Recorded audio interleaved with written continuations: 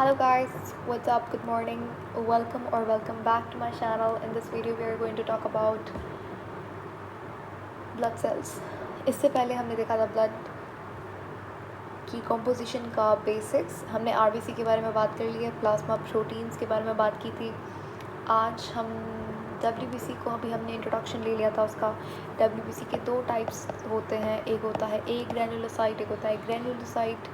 ठीक है, जो ग्रैन्युलोसाइट होता है वो भी फिर एक होता है इओसिनोफिल्स. ठीक है, एक होता है हमारे पास बेसोफिल्स और एक होता है neutrophils. On the basis of the diet they would be stain from. ये सारी चीज़ें मैं एक्सप्लेन कर चुकी हूँ. दूसरा हमारे पास कैटेगरी आती है किसकी, एक ग्रैन्युलोसाइट्स की. एक ग्रैन्युलोसाइट हमारे पास दो होते हैं, एक होता है मोनोसाइट्स. ठीक है, अब मैं आपको एमसीक्यूज करवाने जा रही हूँ, इससे आपको क्या क्वेश्चंस आ सकते हैं. दूसरा हमारे पास होता है लिम्फोसाइट्स.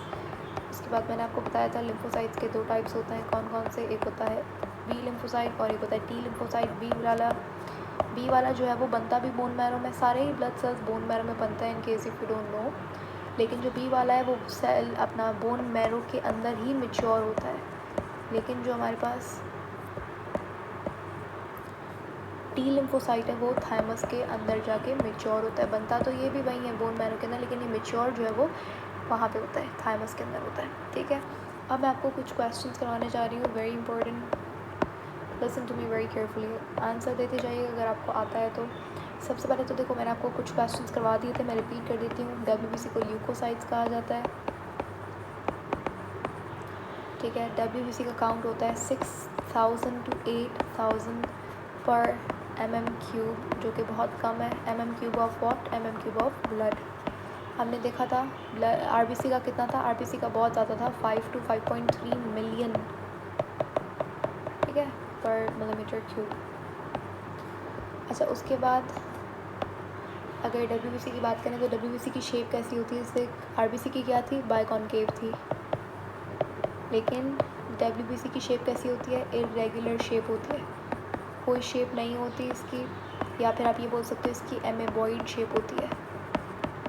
एमेबा की शेप कैसी होती है, रेगुलर होती है, इसलिए इसको एमेबॉइड शेप कहा जाता है. डब्ल्यूबीसी ऑलमोस्ट सारे इसी तरीके से दिखते हैं.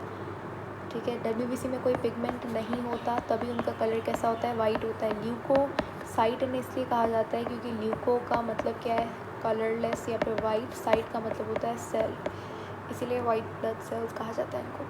ठीक है, उसके बाद अब ये इम्पोर्टेंट चीज़ है. देखो, हमारी बॉडी के अंदर सिर्फ और हमारी बॉडी में होता क्या, मैं आपको बताती हूँ. जैसे ये हमारे पास क्या है,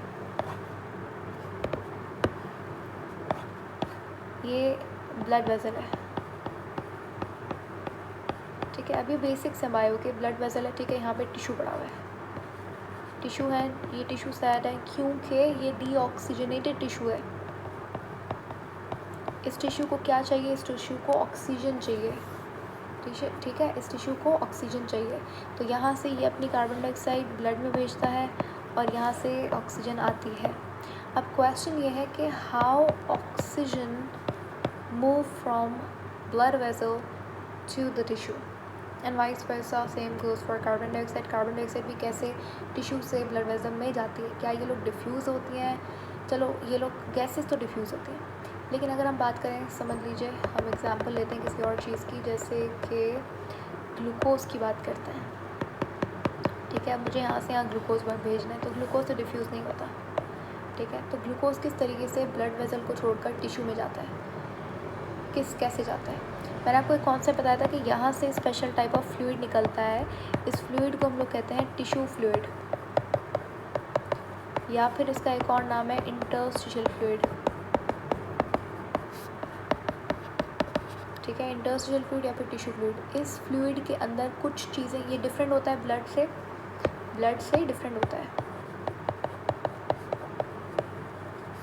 कुछ चीज़ें इसमें ब्लड से मुख्तलिफ होती हैं, कुछ चीज़ें नहीं होती जो ब्लड के अंदर होती हैं. ठीक है, इस फ्लूइड को टिश्यू फ्लूइड कहा जाता है. इसी फ्लूइड के अंदर जो गैसेस होती हैं, यूरिया, ग्लूकोज, जितना भी इम्पोर्टेंट सब्सटेंस होता है वो इसके अंदर जाता है. ठीक है, ये और इस तरीके से चीज़ें क्या होती हैं, एक्सचेंज होती हैं ब्लड वेसल और टिश्यू के दरमियान। अभी ब्लड वेसल यहाँ पे कैपिलरी होती है, याद रखिएगा, क्योंकि कैपिलरी लेवल पे ही एक्सचेंज होता है। बाकी ब्लड वेसल्स जो आर्टरी और वेन्स और वेन्यूल्स आर्टरियोल्स हैं, ये तो बहुत बड़े होते हैं, इनका डायमीटर बहुत बड़ा होता है, टिश्यू बहुत छोटा होता है, सिर्फ कैपिलरी लेवल के ऊपर एक्सचेंज होता है। ये भी क्वेश्चन बन सकता है, ठीक है। अब ये टिश्यू और इंटरस्टिशियल फ्लूइड में डिफरेंस क्या होता है? डिफरेंस ये होता है कि ब्लड जो है आपका, उसके अंदर हमारे पास प्लाज्मा होता है और सेल्स होते हैं। कौन कौन से? WBC, RBC और प्लेटलेट्स होते हैं। लेकिन जो इंटरस्टिशियल फ्लूइड होता है, इंटरस्टिशियल फ्लूइड के अंदर प्लाज्मा होता है, लेकिन प्लाज्मा प्रोटीन्स नहीं होते, ठीक है, प्लाज्मा प्रोटीन्स नहीं होते। बड़े वाले जो प्लाज्मा प्रोटीन्स है, ग्लोबुलिन, एल्ब्यूमिन, फिब्रिनोजन, ये नहीं होते इंटरस्टिशियल फ्लूइड के अंदर, ठीक है। लेकिन जो ब्लड होता है उसके अंदर तो डेफिनेटली ये सारी चीज़ें होती हैं, लेकिन इंटरस्टिशियल फ्लूइड के अंदर प्लाज्मा प्रोटीन नहीं होते। इसके अलावा वाटर रह गया और बाकी जितनी और चीज़ें होती हैं वो तो होती हैं, ठीक है।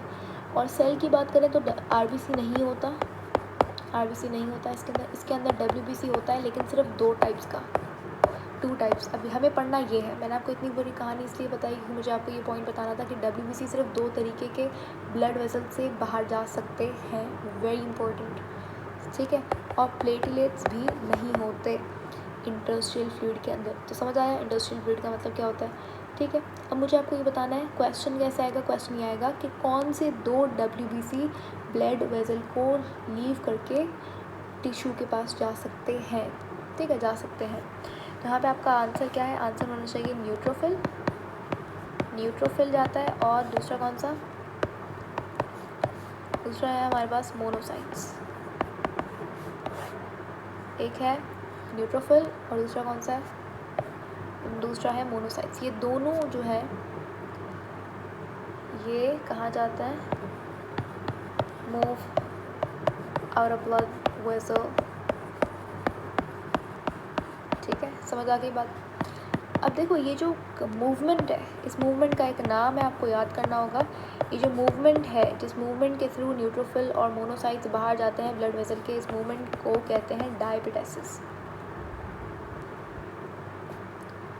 डायपिडेसिस।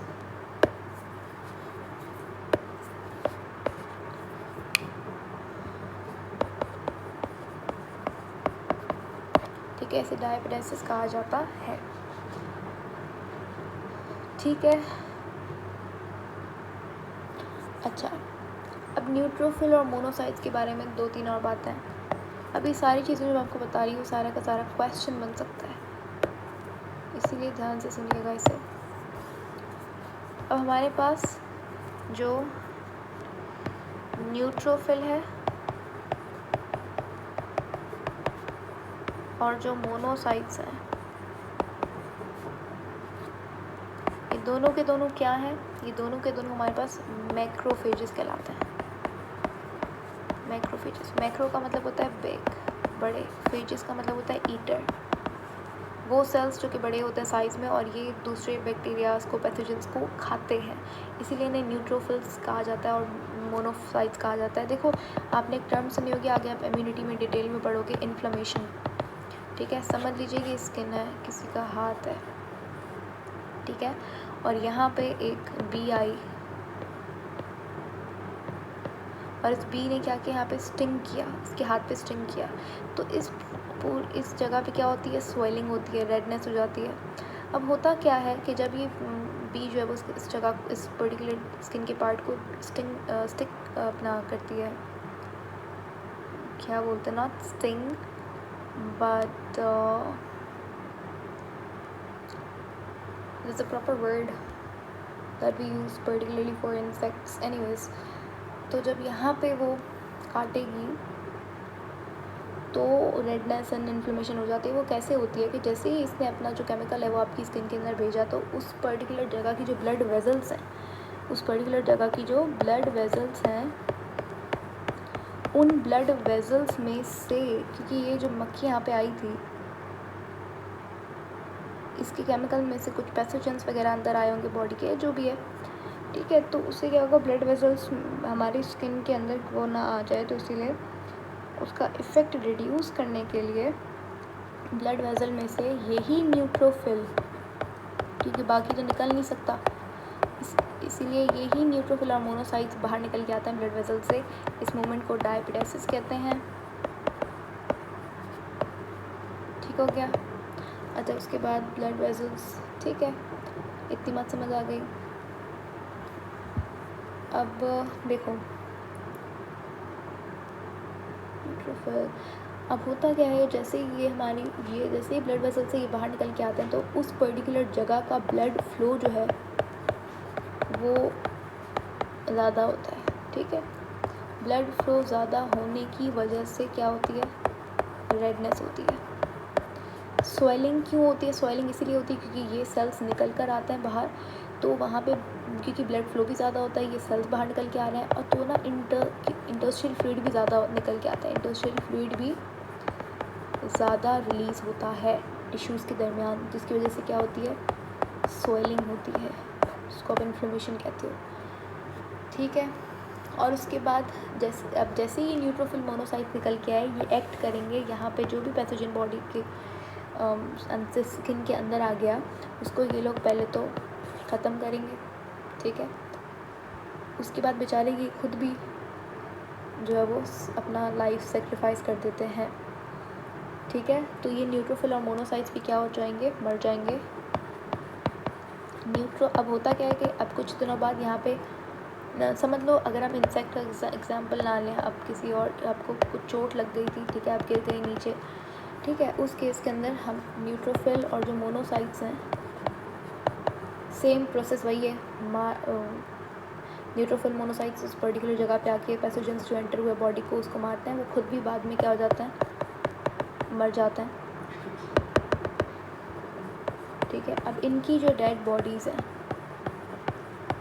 अब आपने देखा होगा कि कुछ दिन बाद जो ज़ख़म होता है, जो इंजरी होती है, उसके ऊपर एक हार्ड स्ट्रक्चर आ जाता है।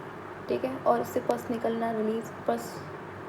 निकलना शुरू हो जाती है। अब ये जो पस होती है ना, व्हाट इज़ दिस पस, ये पस एक्चुअली में ये न्यूट्रोफिल और मोनोसाइट्स की ही डेड बॉडी होती है। ठीक है, ये पस क्या होती है, न्यूट्रोफिल और मोनोसाइट का रिमेन्स होता है। समझ आया कुछ? तो ये कॉन्सेप्ट था इन्फ्लेमेशन का, आपको पता होना चाहिए था ये।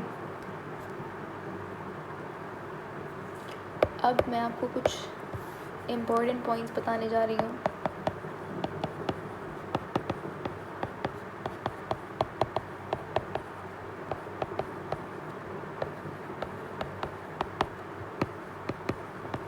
ठीक हो गया, इन इम्पोर्टेंट पॉइंट्स को हम लोग देखेंगे पार्ट 2 के अंदर, तो इसलिए प्लीज़ पार्ट 2 ज़रूर देखिएगा।